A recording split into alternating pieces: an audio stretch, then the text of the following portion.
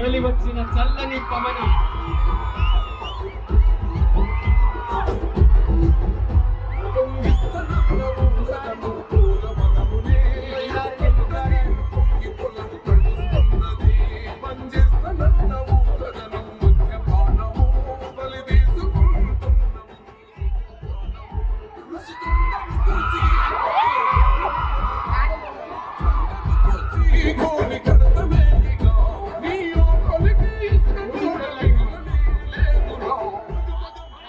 పూడిచెర్ల గ్రామ భావి జనసేనాని ఆయన ముద్దెట్టి భుజాన ఎత్తుకున్నారు, ఆశీర్వదించారు.